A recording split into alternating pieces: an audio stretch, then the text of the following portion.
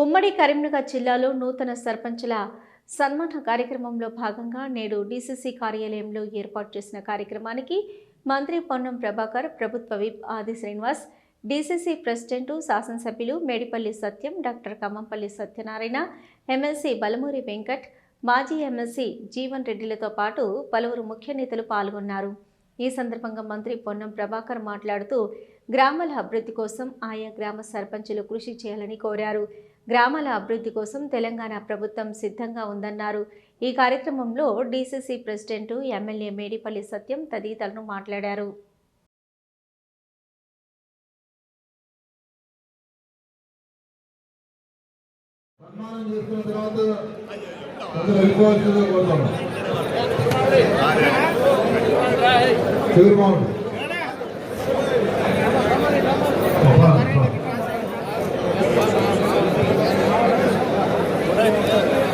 వాళ్ళ మీద అయిపోతే కొంచెం జరుగురే మామూలు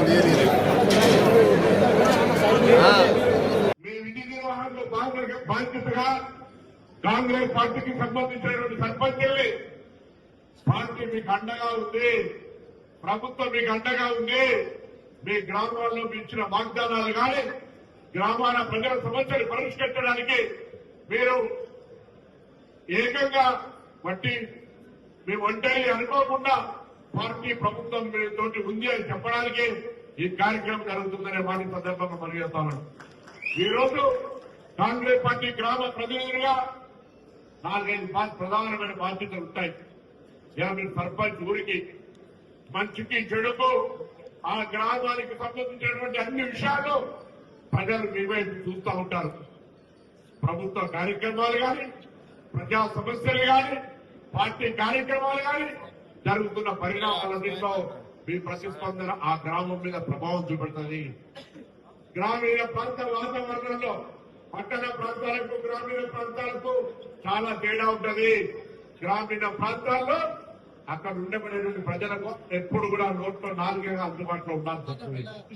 నేను దయచేసి కోరుతా లేదా కాంగ్రెస్ పార్టీ నుంచి గెలిచిన సర్పంచులందరూ రాబోయే మళ్ళీ అది సహకార సంఘ ఎన్నికలు కానీ, స్థానిక సంస్థల ఎన్నికలు కానీ, శాసనసభ కానీ, పార్లమెంట్ కానీ ఏ ఎన్నికలైనా మీ శ్రమతో గెలిచే విధంగా మీ శ్రమ ఉండాలని చూసుకుంటా ఉన్నా.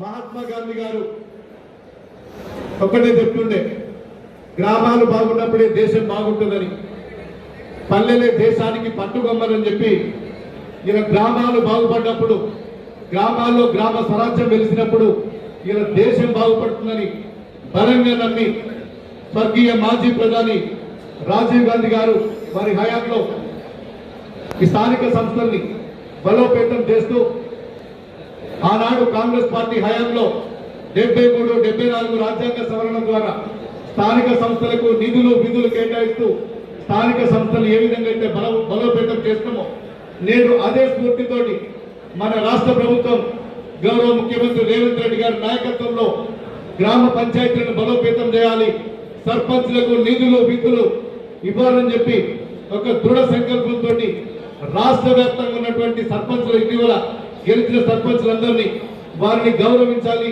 వారి కర్తవ్యం వారికి తెలియజేయాలి. ఇలా ఎంతో మందికి రానటువంటి అవకాశం, ఎంతో మందికి రానటువంటి అదృష్టం. గ్రామంలో ఒక్కరే ఉంటారు, గ్రామ ప్రథమ పౌరుడిగా పిలిచే సర్పంచ్ ఉంటారు. ఆ గ్రామంలో రాష్ట్రపతికి, ప్రధానమంత్రికి ఏ అధికారాలు అయితే ఉంటాయో గ్రామ స్థాయిలో సర్పంచ్కి అధికారాలు ఉంటాయి.